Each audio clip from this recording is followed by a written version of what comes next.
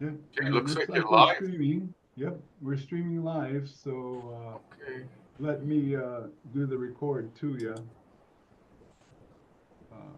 Where's the video or record? And this is to the cloud. Yeah, you record. Yeah. Yeah, we're gonna record to the cloud. And we are going. Okay, we're live. Welcome everybody. Those are on our Zoom platform and various social media platforms. This is Lance Luke and Martin Pea. We're very excited because this is a new year and we have a whole bunch of interesting webinars planned for this year. And we're doing one now, which is pretty current about Hurricane Milton, which was about happened 4 months ago, October in 2024. There was another hurricane before that, which was kind of just as devastating, but the last hurricane, big one, was Hurricane Milton, and that's what we're going to be talking about. Just to give you a heads up, some of the information, especially if you're tuning in and you're from Hawaii, the cost of what I'm going to tell you may be different in Hawaii. And the information as far as the cost to repair and things like that are going to be a little lower than what's expected in Hawaii. So, um, just giving you heads up on that. So, Hurricane Milton update, safety and preparation. You might ask, are there hurricanes in Hawaii? Yes. Are there hurricanes in other parts of the United States? Yes. In addition to hurricanes, you got tornadoes in different states and even tsunamis or volcano eruptions and those kind of things. So um, let me advance these slides real quick to get to the meat of our webinar, what we're talking about. Um, The webinar is presented by Construction Management Inspection, which is a local Hawaii based construction management company. And we want to provide information to help as many people as we can. That's why we decided to go outside of Hawaii and talk about hurricanes on the mainland, Florida, and other parts of the U.S. So, um, the impact of Hurricane Milton, it was very destructive, and a lot of hurricanes actually come from the Atlantic side uh, around where Florida, the state of Florida is, and around the East Coast area. Hurricane Milton caused significant damage to buildings and affected both residential and commercial properties. Structural integrity was compromised in many areas. As you know, if you ever been in a hurricane, it's a lot of strong winds and a lot of water, a lot of rain, and not only water from rain, but water from the ocean too. The wind's so strong, it actually causes high waves. So you got both rain coming down, and if you live in coastal areas, you got the high water, high tide. So let's talk about the actual impact in some details, wind speeds and affected states. And the source information we got was from news sources and the federal government. So Hurricane Milton underwent extreme rapid intensification, and what happened was the winds like started small and then they got super heavy and high, and then it went back down. So a lot of times the hurricane and the storm happens over the ocean.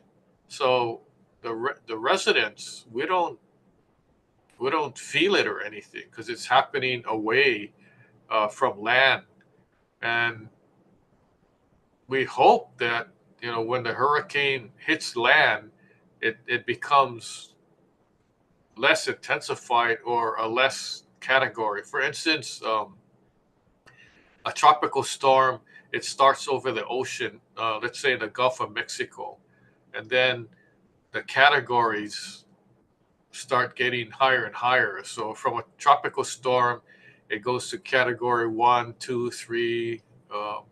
Category 4 and 5 are the most intense.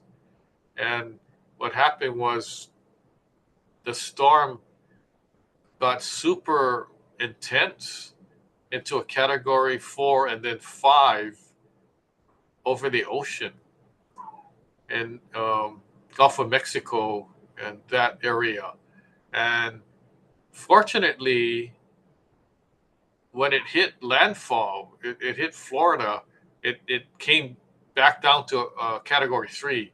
Now, if it was still a category 4 or 5, it would have been way more destructive. So within a short time period, say 24 hours, it could go from 20 miles an hour to 100 miles per hour and super fast. And then also um, the storm, if the storm is going 100 miles an hour and it's in Florida, it starts off at the Panhandle. That's pretty fast, you know. So that's basically what happened.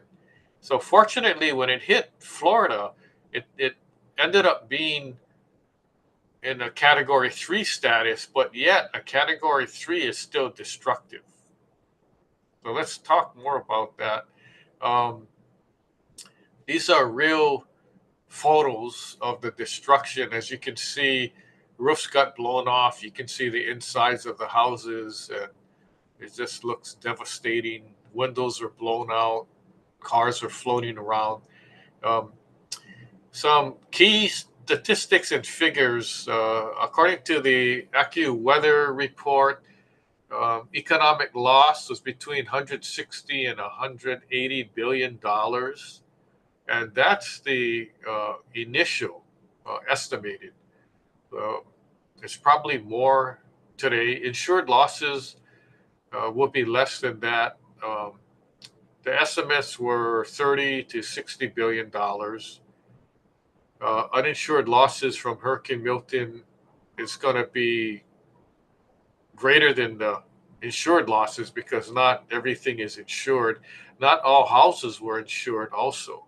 And even if you're insured, the insurance company doesn't cover every single thing. So it depends what kind of coverage people have. And I know there's stories about FEMA government assistance and those kind of things. So the full numbers haven't been tallied yet, but it's huge. It's really big. Flood risks and high water levels. After the hurricane, there's still flooding because there's so much water. The rivers, streams, and all that overflowed. So even after the hurricane's gone, you still have a lot of water problems. So flooding became a major concern after Hurricane Milton, with elevated water levels persisting in various regions. It took days and even like a week later for the water to actually subside. So there was a lot of water. So much that it's really not expected. So you have these houses in areas where all of a sudden the area is a river, and you never thought, the people that lived in the houses never thought that there would be a river going through their house and their house would be declared a total loss. So some of the hardest hit areas included Sarasota, Fort Myers, St. Petersburg, St. Lucie, and other cities on the Gulf Coast. Storm surge warnings were in effect along Florida's east coast to up to Georgia. So it was pretty intense. I have relatives that actually live in Georgia, in Statesboro and Savannah, and they weren't exactly on the coast, but they felt the effects of the storm. How water levels affected local infrastructure? Well, anytime you have a major storm surge, a lot of water, you have flooding. Roads, bridges, essential services were disrupted. A lot of times you have these utility poles that are falling down. You lose power, you lose all your utilities, your gas, water may be shut off, and it just gets to be a huge disaster situation. So after the storm is over, there's still a lot of work to be done, recovery efforts and repair costs. Flood risk and high water levels. Later on, you can download the PowerPoint. We'll have it available, and then you can, take a closer look. I know this map is kind of hard to read, and we divided up sections between minor flooding, moderate flooding, major flooding. But it kind of doesn't matter because even in minor flooding or moderate flooding, if your house is damaged, then it's still a big problem.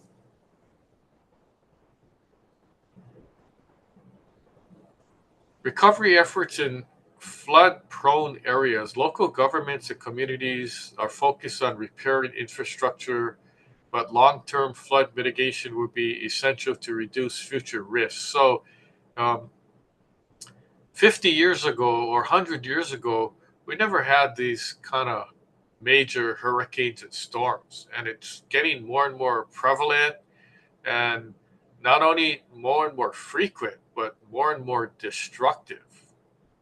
And we have to be aware of that. And, there's a combination of global warming and sea level rise and all that. It's all connected together. We've never seen it this bad before. And it's going to get worse. If you talk to scientists and people who study the weather and worldwide natural disasters, they'll tell you that it's not going to get any better. In fact, it's going to get worse. So it's not like if a storm's going to come. It's when is it coming, and how bad is it going to be, and are we prepared? Are the residents, are the citizens prepared for a major disaster? And secondly, is the government prepared to handle something like that?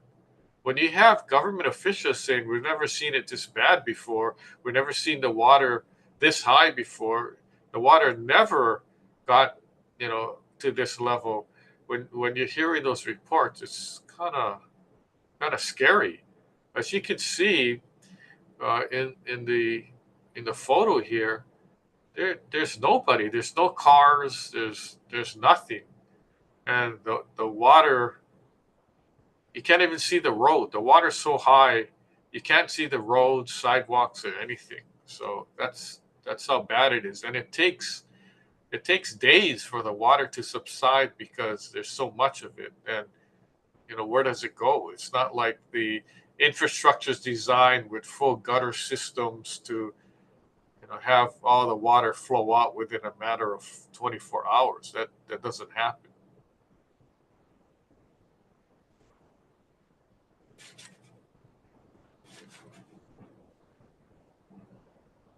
Sorry, my mouse is stuck here. Um, Damage assessment and cleanup costs, methods of damage assessment. So here's how FEMA, the federal government, the local state government, the city and county government, and even insurance companies assess damage and cleanup costs. Is different methods of damage assessment.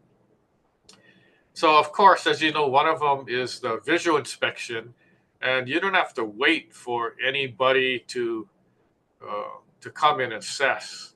If you're able to go to your property, if your property is still there, if your building's still there, um, you do the damage assessment yourself. Take photos, write down as much as you can, because you don't know when somebody's gonna, get there. It may be days, it may be weeks, sometimes months. So do your own, and then you have all the records. So there's a visual inspection, which you can do yourself, but everybody, insurance adjusters and engineers and government officials do. There's a structural assessment, which if it's really bad, you can tell, wow, the house isn't livable anymore. The building is unsafe. But then you really need uh, professional inspectors to actually write up an assessment to make it uh, usable for insurance companies and the government. There's also a roof inspection, water damage assessment, electrical system evaluation, HVAC, which is air conditioning and mechanical systems check, foundation and basement check, and interior damage inspection. In addition to all these, there's your uh, furnishings, all your personal possessions and all that, and that's separate from the actual building or house or structure assessment. So it's good to document as much as you can. And fortunately, today's standards, we have uh, our cellular telephones that almost all of them, if you're upgraded, have cameras, and so it's very easy to take photos. You don't or video. You don't have to.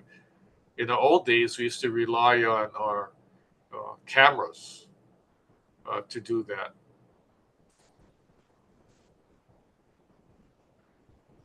Average cost for cleanup and rebuilding. Here's a caveat: these costs are on the low side. If you're in other states like California, Hawaii, Alaska, their construction costs and cleanup costs are way higher.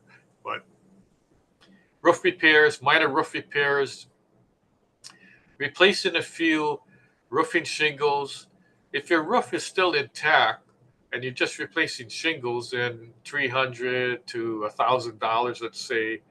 A full replacement, 5,000 to 10,000, depending on materials and roof size. Now, that in Hawaii or Alaska, that's like a garage roof. That's not a house roof.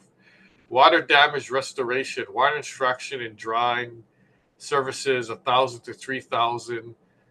That is really understated, that number, because I've seen situations where it was 20,000 or 30,000 for restoration, just extracting water out and trying to dry things out, dehumidifiers and so forth. Mold remediation, if necessary, 500 to 5,000, depending on severity. Um,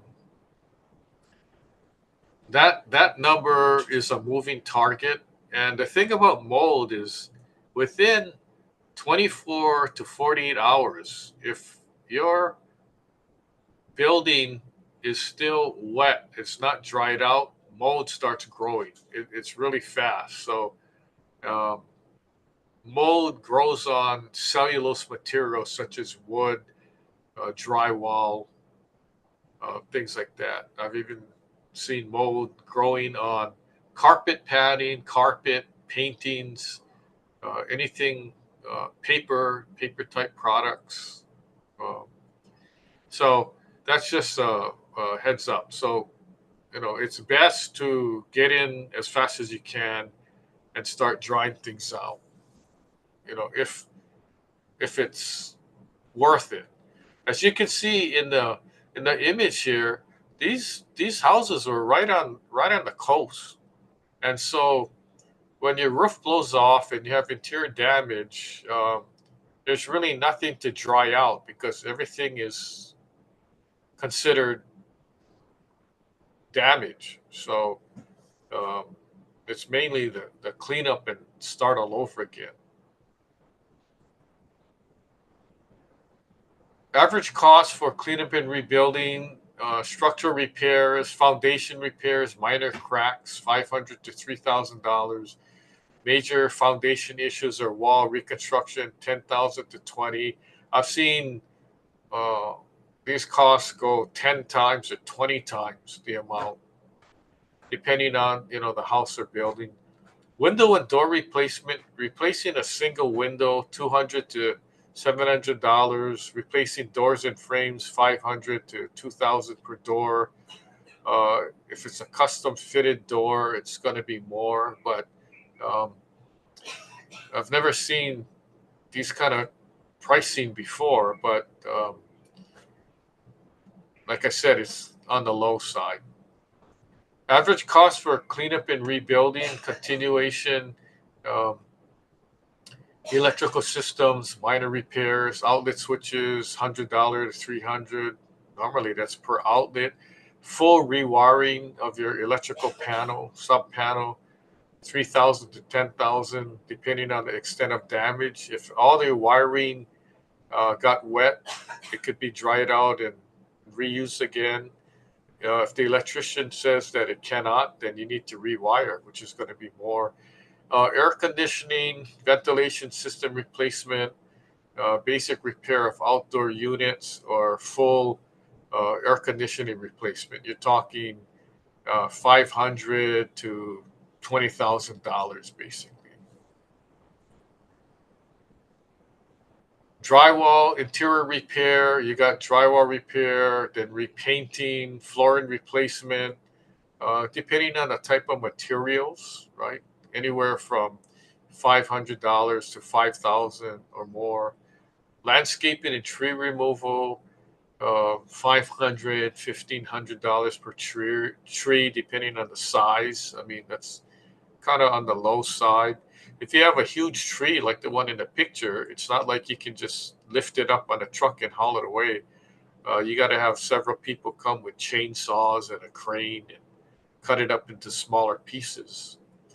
And then general landscaping repair, $200 to $1,000 and more. There's a lot of things to consider after a storm. Your gutters could be damaged, your trees. If your tree gets damaged and it broke in half, the whole tree, you have to replace the tree if it's the type that won't grow back. Common types of damage encountered: roof damage, flooding and water intrusion, foundation and structural shifts, broken windows and doors, electrical damage. If your house isn't on a concrete slab or poured in place concrete or CMU block tile, if it's made out of wood and it's on raised foundation, you would have more damage, more foundation issues, shifting of your foundation, and so forth. If there's a lot of water, the water turns into waves with a lot of pressure that can actually move or shift a foundation of a house, or just take an entire house. And I've seen videos where houses are just floating down the road, entire houses. Yeah, that's pretty scary. Other types of damage: wind damage to exterior walls and siding, tree and landscape damage, roof and gutter blockages, mold growth, like I mentioned, damage to air conditioning systems. And also, it's not only damage to uh, the house itself by wind or rain. You could have debris from your neighbor's house. I've seen windows, doors, cars, buses um, flowing down and actually hitting the next neighbor's house, or pieces of tree, big tree branches blowing on a neighbor's house 2 doors away and making a huge hole in the roof. So a lot of things can go on. And of course, once there's a hole in the roof and it's raining, then water gets in. So now you got compound damages. Believe it or not, when there was the Hurricane Milton, there was actually reports of tornadoes.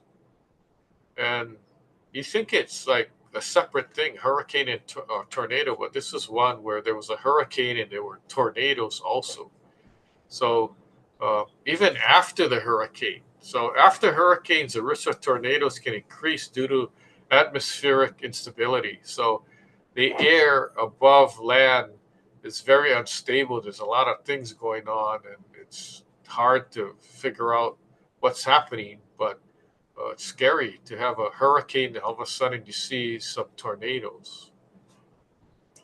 Regions affected by Hurricane Milton also face tornado threats, underlying the importance of having designated safe spaces and tornado resistant features in buildings. So that's why a lot of uh, houses have tornado shelters where um, you're in a basement or it's underground and you have a secured stairs and passageway, and you can, it's like a safe room kind of thing from big natural disasters.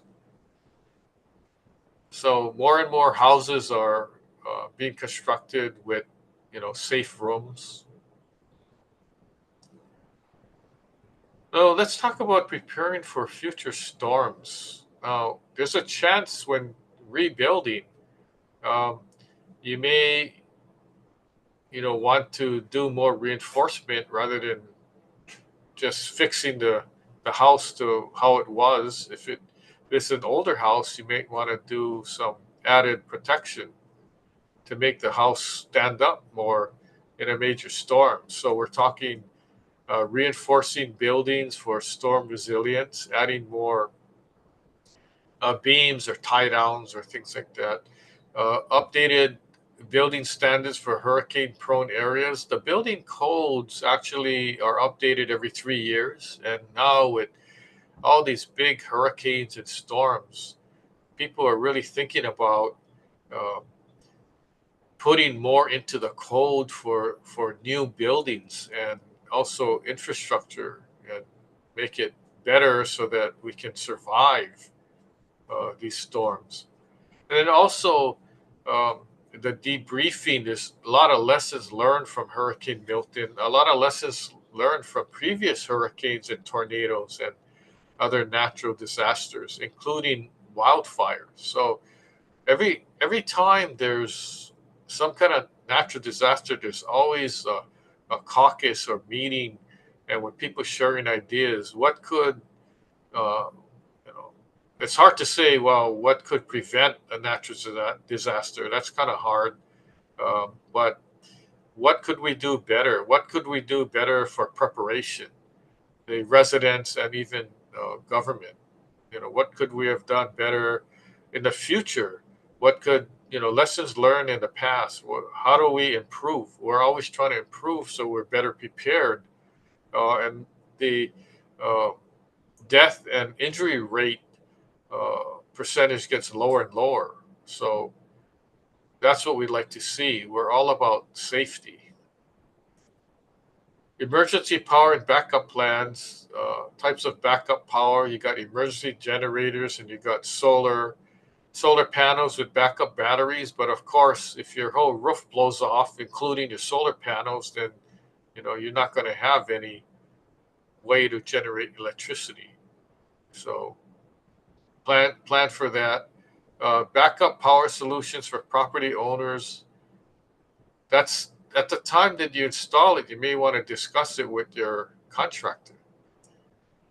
How much do I need? Is it secure? Is it going to blow off when it's windy? Do I need backup batteries? What kind of fuel does the emergency generator take, and how long does the generator last? And those kind of things. So it's good to plan ahead and not wait until it's too late. Backup power solutions for property owners. So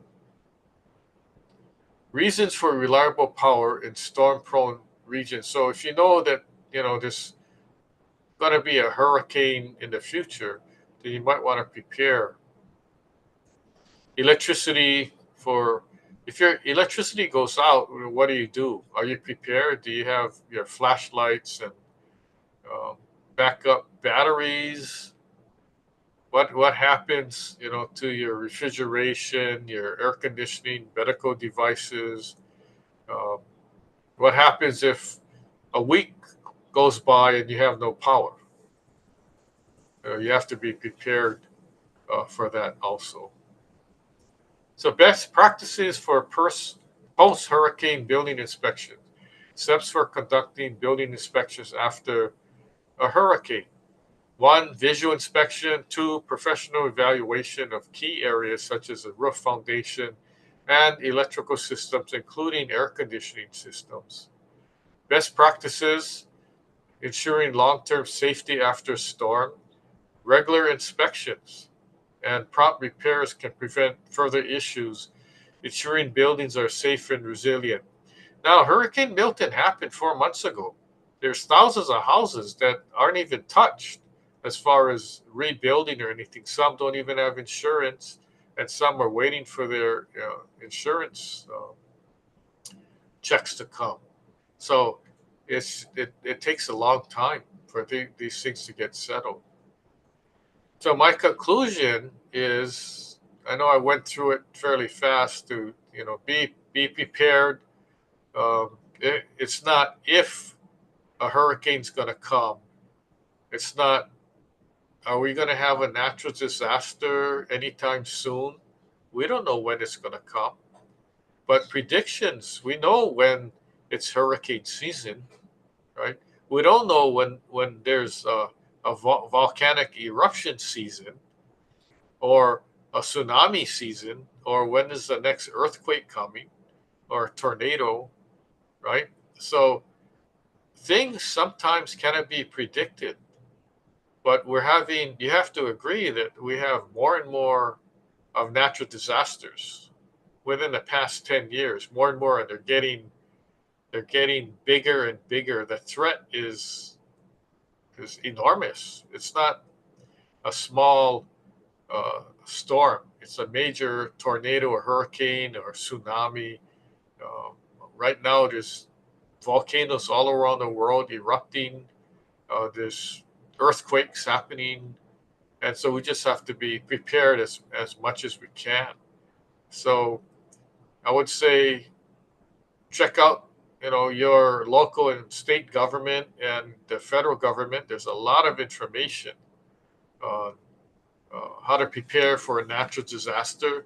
You can just do a check on your search engine, emergency preparedness, and type in uh, hurricane, tornado, earthquake, and things like that, and see what kind of information you can get. What you missed, we've given tons of webinars on all kind of building and construction topics. So you go to our website and you can watch the webinars on demand. We got so much information. Every day we're updating our website. It's become so huge. I think we're going to need a couple more emergency generators as a backup. What's coming up? We got a brand new 2025 webinar schedule. I'll just briefly give you some topics. Electrical inspections. Going to be talking about paint versus waterproofing. What's the difference? Venting.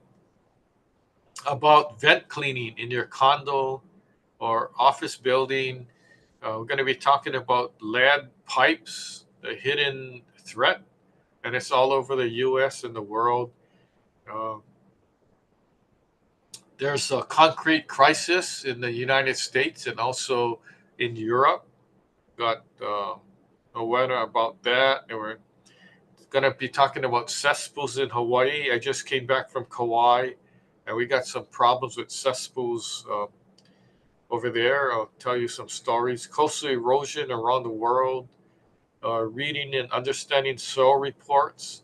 And remember that Florida building collapse several years ago? I'm going to be talking about that too. So we got a whole slate of webinars, but if you guys are interested in other topics, reach out to us. We'll be willing to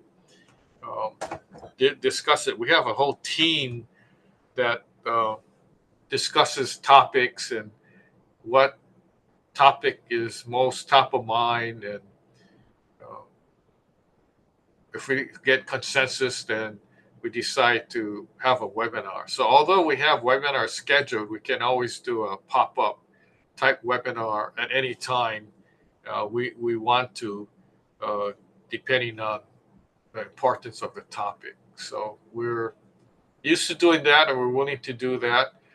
Visit our website, as I mentioned before, askbuildingexpert.now.site. We have a whole bunch of expert websites. So we created websites for each topics, like asphalt, contractor licensing in Hawaii, roofing, waterproofing, painting, building codes, Lahaina Fire. We got a whole bunch, so take advantage. We spend actually a lot of money um, developing the websites and producing the information. And why do we do this? We do it to help. Um, we're self-funding all this information, so we do it to help the cause. We don't charge any fee to visit the websites or anything like that. We also have many blog articles on different topics. So we invite you to read our blog articles. And then, as I mentioned before, we have hundreds of webinars that we've done. And each webinar, we record it and we post it on our website. So you're welcome to watch our webinars at any time. You can watch it on demand. You don't need a Netflix, Disney account or anything. We don't charge a fee. And we've gotten a lot of feedback from people saying, hey, I didn't know this stuff. We appreciate you providing us information. So hazardous building materials, here's some samples. Fixing foundation problems in your building. I even got one about contractor bidding. And I got one about ancient buildings in Italy. Millennium Tower, the sinking building in San Francisco. Things like that. So, Grenfell Tower in London. And Sagrada Familia, the huge church in Barcelona, Spain. So I did webinars, and we have it on demand for you to watch if you're interested. And then books. If you go to our website, we have a publications page, and we got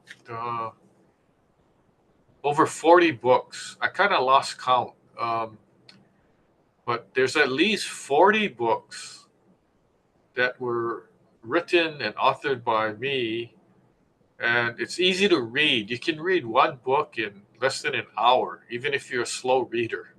And that's the way I wanted to present the book, so that it's not a huge novel where you have to keep putting it down and picking it back up. If you have less than an hour, you can read one book. So topics, we've got asphalt, cast iron, drain piping, how safe is your building, senior safety in the home, Lahaina wildfire, concrete spalling repair, reserve studies for condos, monster houses. It's all there. And the best part is you can go to Amazon and buy a book, and then Martin and I have lunch money. But even better, don't tell too many people. If you go to our website, you can download the books for free. Yes, I said free. So you don't have to go to Amazon and buy the book, right? If you want to, you can. But if you want to go to our website, and you can download the free PDF. Okay, so your choice. I don't know when we're going to stop the free downloads, but just word of advice, download as many books as you can and save it so you can read it later, so you don't have to buy it. And then we have a couple additional websites that you can go to. One on building code called buildingcode.now.site. And then I have one of my company websites, constructionexperts.now.site, if you're interested in visiting that. So we got expert websites, blogs, webinars, books. What else do we have? Oh, we got answers to your questions. So you got answers? No? You got questions? Maybe. So if you got questions, we got the answers. So my name, Lance Luke, my number is here on the screen. If you're not watching, it's 808-754-3425. Email lanceluke@hawaiibuildingexpert.com. So hopefully you gathered some information that was helpful. But if you have questions, please post it on our Zoom platform in the chat or question section. Or if you're on social media, I think we're broadcasting on Facebook, LinkedIn, and YouTube.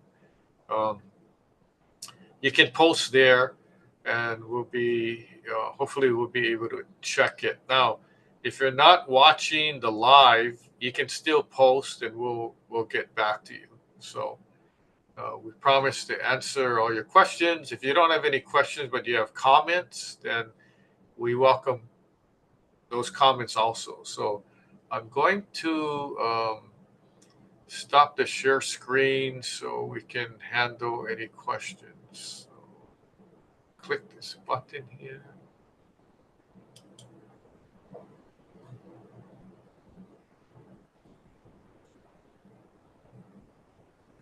Okay, I clicked the button, but it didn't work. So Didn't work. I see you. no. I see Oh, you you. see me?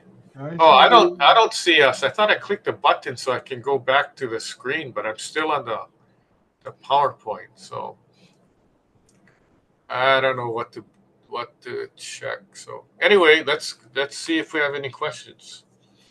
Yes, we do. So let's get to them.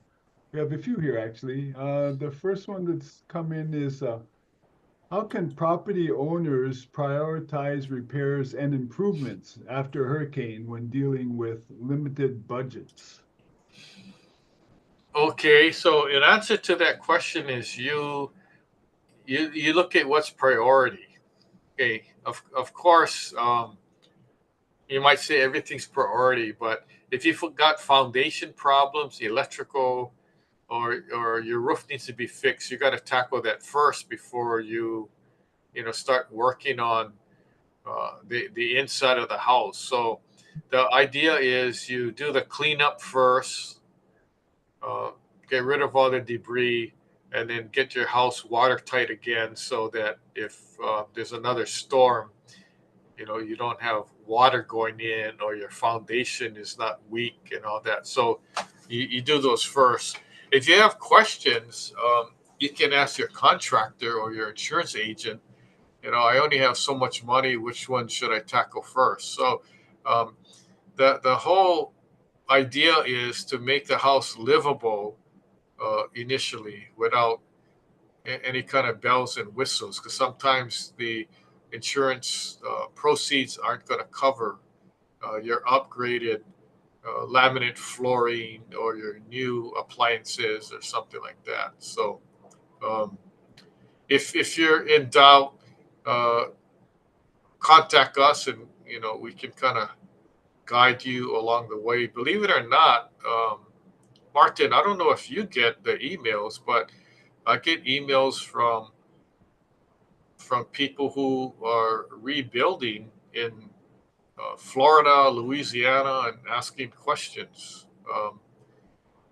And I kind of point them in the right direction, but I refer them back, to their contractor and insurance company. So we try to help people from all over. That's what we're all about. So hopefully that gives you a good target to the answer.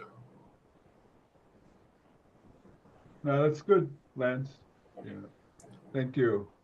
The next question that's come up here is, what are the most cost-effective backup power solutions for small businesses or residential properties? Hmm. Well, it would be an emergency generator as a backup.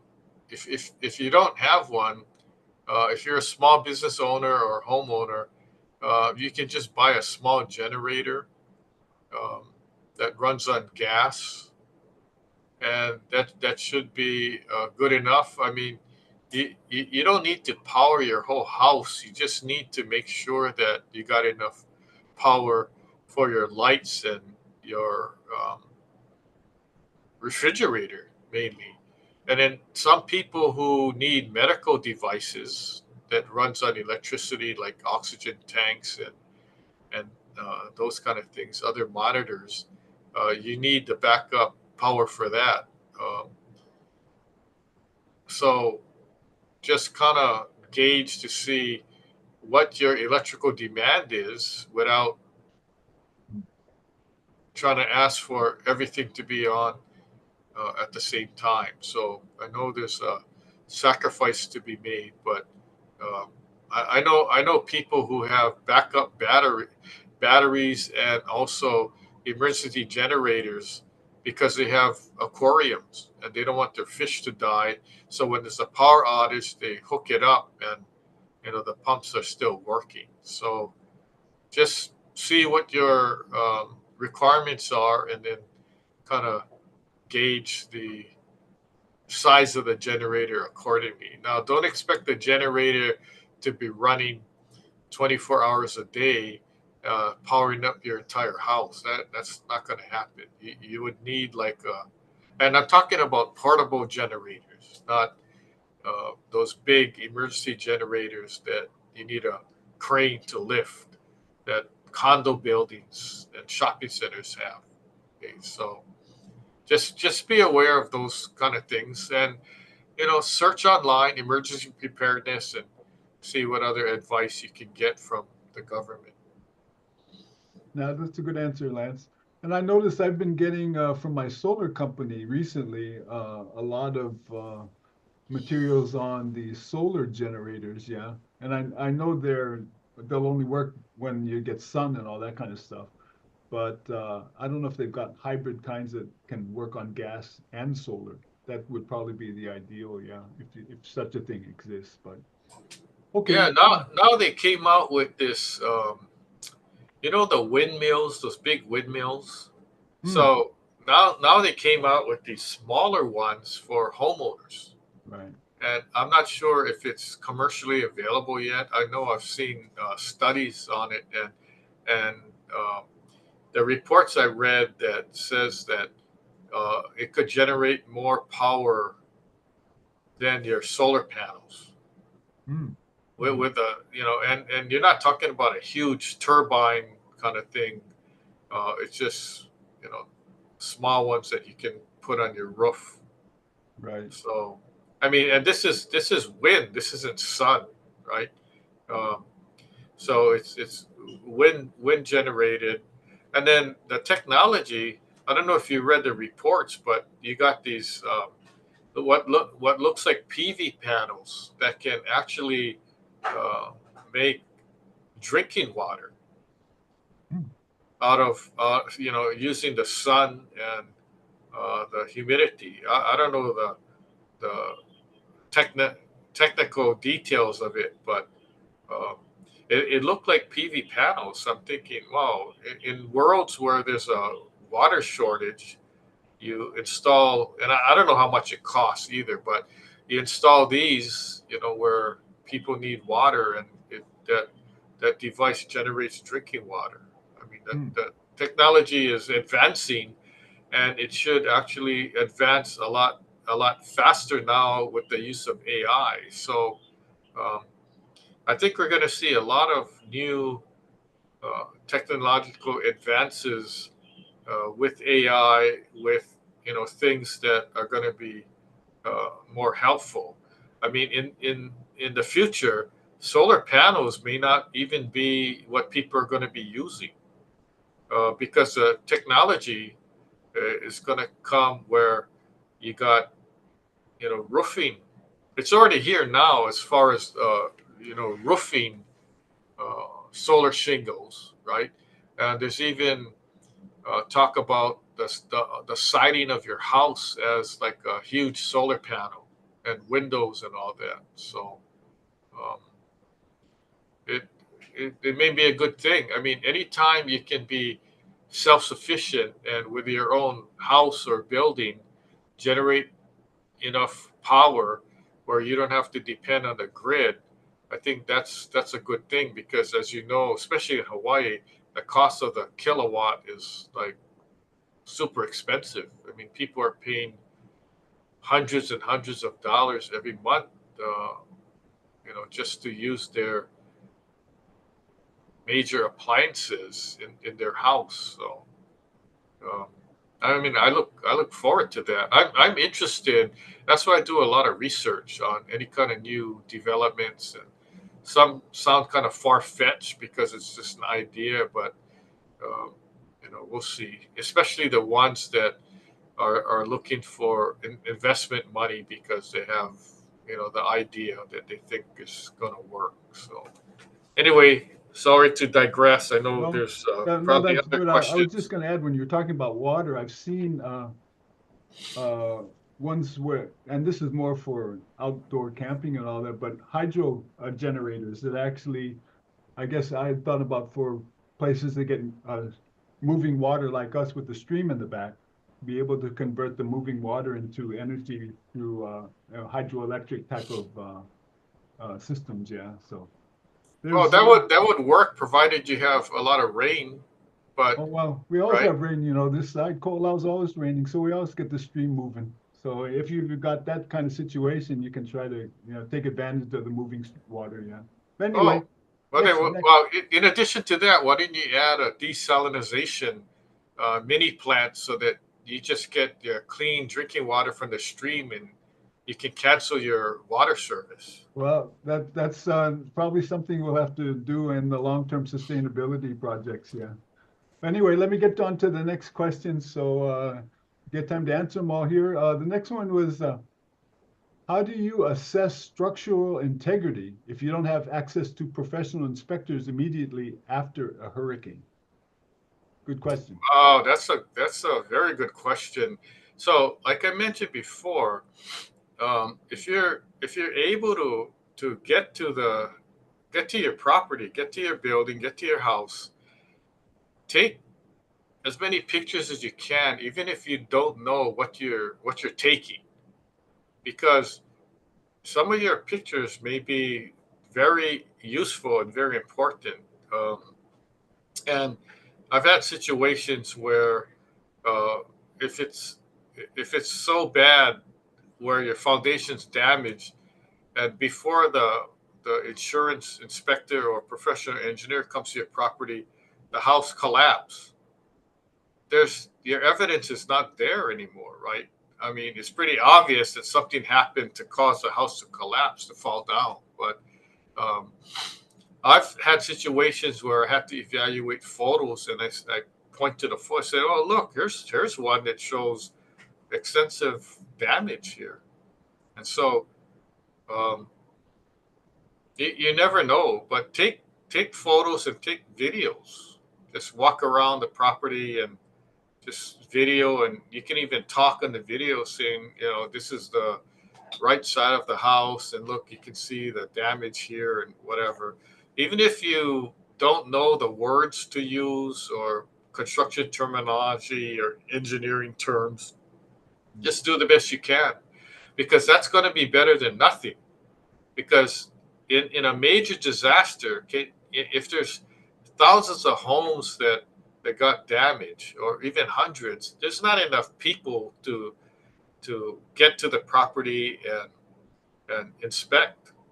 And then also, when when you're an insurance adjuster and you have 10 houses to inspect every day, I mean, that's a lot of work. So there's a tendency to just do things fast, and you want a full written report that documents everything there, and not some watered down report where you're not going to get your total coverage. So um, yeah, or call up people if you know other people that are in the construction industry, right? They're contractors. Maybe they're willing to come help take a look, or help take some photos for you.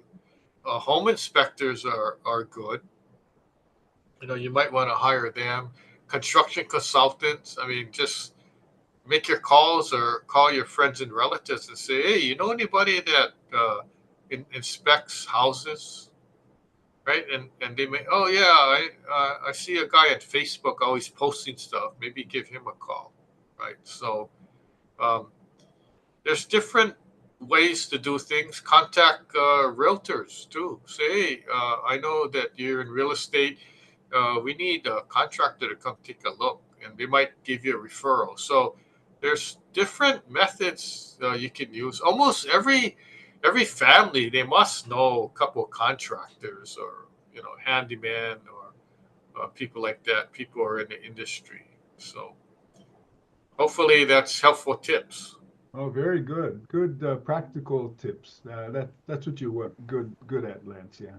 Mhm. Okay. The next question that's come in here is, are there any specific materials or construction techniques that you would recommend to better protect homes from future storms? Oh, another good question. Um, Really?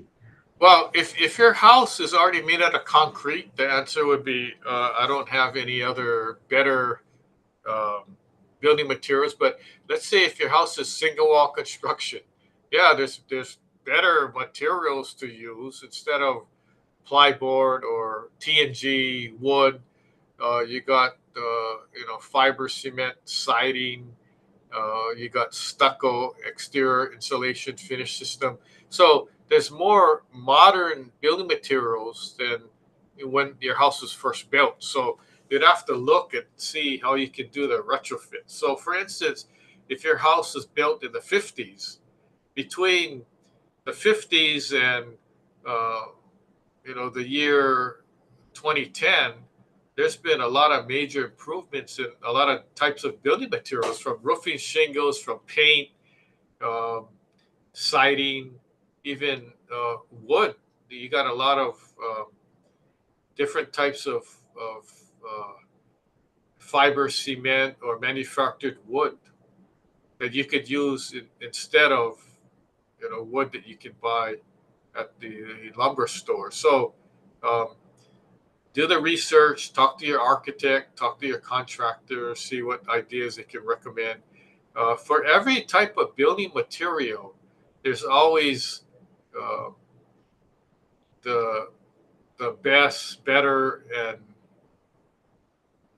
the most costly, which is the uh, most high material, high in cost, but it'll last longer, for like roofing, windows, doors, and all that. So you can buy the cheaper one, or you can buy the middle of the road one, or you can buy the most expensive one that hopefully is going to last the longest with the best warranty and all that. So um, check around and do your research and see what you could find. I'm actually giving advice to homeowners now when they're rebuilding after a wildfire on what kind of building materials to use and all that. And for the most part, if you live in Hawaii, we might not have the materials available. You may have to. Well, most of it is ordered uh, either online, or you got to go to your local home improvement store and have them order it and bring it in, because we're in Hawaii. We're an island in the middle of the Pacific. We don't manufacture our own drywall and other building materials like that. So maybe more costly, which we expect.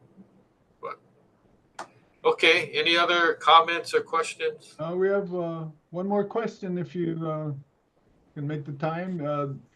It's asking, what are the legal responsibilities of property managers or landlords regarding safety and repairs after a hurricane?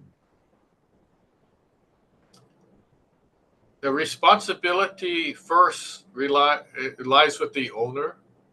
Well, so for instance, if a tenant was in the property and there was a hurricane, and the property, the house became unlivable, then there's really nothing you can do except try to help the tenant find other housing. But um, if it's only minor damage, then uh, the law requires, and this applies in any state, by the way, the law requires the owner and property manager to mitigate the problem. So, in other words, get the roof fixed so it doesn't leak, and not wait around and say, oh, well, um, sorry about that. It's not our fault. It was a natural disaster, so you have to live with it until we get it fixed.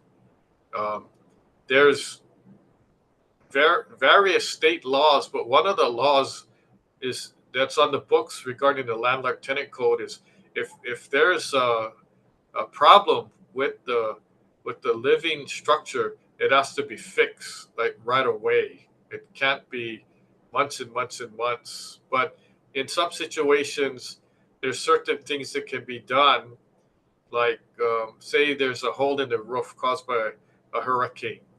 Um, if you can't get a roofer right away, at least you get a contractor to come in and secure, do a temporary patch or put a tarp or whatever temporarily so it doesn't leak anymore until the contractor can get to the property to fix the roof. So things like that should be done rather than just saying, "Well, we can't get a contractor right away, so tough luck for you. You just got to wait." So there is legal requirements, and it's in the consumer protection law also. So hopefully that answered the question. No, that's a good answer. There are no other official questions here from the various media, but and I know your time is up. But I Yeah. did have I did have a question, and this Okay. is regarding Let's insurance. hear it. Let's hear your question. It's regarding insurance. Locally, a lot of insurance companies aren't insuring, locally, and that's affecting, the people who have damage and all these kind of things that come up. So how is that going to work out? Because most rely on insurance in order to rebuild and redo, after disasters of any kind. But now they're kind of pulling out of the business in a lot of areas like Hawaii. Yeah. So what's our solution to that? Because that's really one of the only ways that people can do to rebuild, unless you take all the risk yourself, yeah, on after a disaster. Well, the answer, one part of the answer is we don't know. I don't know um, what the answer is, and the other part of my answer is it's gonna it's gonna resort into way higher insurance premiums because the insurance companies that are getting out of the market, the ones that are gonna take their place are going to charge higher insurance rates. And why are these companies getting out of the market? They're getting out because there's too much liability, and they're losing money. So if you're in business, you don't want to lose money. So you're going, well, instead of keeping in business and losing money, we're just not going to insure any more houses in Hawaii and take our business elsewhere. So that's an ongoing problem, and it's not going to stop because I heard that other companies are pulling out or they're not renewing, um, and so we're going to see a whole drastic change in the insurance market. It happened already in the condo market, but in the non-condo market, um, it's going to be a bad situation. People are going to be scrambling to find an insurance company willing to insure uh, older houses, houses that are wood frame, the type of construction, and they can discriminate. The insurance company can say your house is made out of wood. We don't want to insure it, or your premium is going to be double. Or, oh, you didn't upgrade your electrical. You have old electrical, and your house was built in the '60s. Well, if you want us to insure it, you got to upgrade it and provide a certificate from your contractor that your electrical and plumbing are upgraded, or you need to fix your roof. Or so it's going to get a lot stricter. So these insurance companies are going to be sending their inspectors out there to go look at the property before they even decide to say yes or no, we're going to insure. So it's not like in the old days where you can easily get insurance. It's just getting harder and harder. You know why? The answer is because we've had all these major disasters. And it goes back to the topic of the webinar. When you have these huge hurricanes, tornadoes, wildfires, and floods, and the insurance company's got to keep paying out claims, they're either going to stop doing that or going to reassess and say, oh, maybe we're only going to insure in areas where they have no hurricanes or wildfires, right? So it's selective. So that's where the government comes in, and the people got to ask the government for help. You know, what can the government do to help the situation? So it's just going to be a continuing dialogue. The narrative doesn't change; it's just getting worse and worse regarding insurance. So I know I gave a webinar before on condo insurance, but and maybe we should think about doing one for, just single family homes or duplexes. No, that sounds good. I appreciate your answering that because yeah, I've got some neighbors now that insurance companies won't insure them, and they've been with them for decades, but because the roof is too old or something like you mentioned, they says if they don't replace the roof at whatever the 30,000, 40,000 or whatever it costs, they're not going to insure them, and then that affects their mortgage and everything else because they can't get the insurance. So it's really it's a domino effect that all these things are doing. And the issue I have, and of course it's business, but is that these companies have been collecting their premiums and making money off of it, while you pay it all up front, and yet now when the people need them, they're going to jump ship, right? Because all they did was provide them a sense of security that they've got protection and all this kind of stuff, and it's just a good feeling, but that's all they've been providing them and taking the dollars for it. So it's an issue. I think there's going to be a major shift in the insurance industry, like you say, and the insurance requirements and how to do that. So anyway, I appreciate your answer, but I've been seeing a lot of people just getting dumped on the insurance companies for all kinds of reasons, and it's a sad situation for the consumer, who's kind of been spending their monies for years and years, with the hope that when they do have a problem, they get paid out. They've put in thousands, tens of thousands, hundreds of thousands of dollars on insurance, and then they'll never see anything on that. That doesn't seem fair to me, but that's Yeah, it's sort of like a racket, but it is. insurance company is in the business to make money. They're not in the business to insure houses and pay claims That's true. and not make money. So um, yeah, Anyway, it's understandable. But I know we went a little over time. So I appreciate everybody's attention and tuning in. Please log in to our next webinar and check out our website. And we thank you for joining us. It's a new year, exciting things coming up. So we're going to sign off. And until the next webinar, we'll see you again. Thank you very much. Aloha. aloha, haole makahiki ho.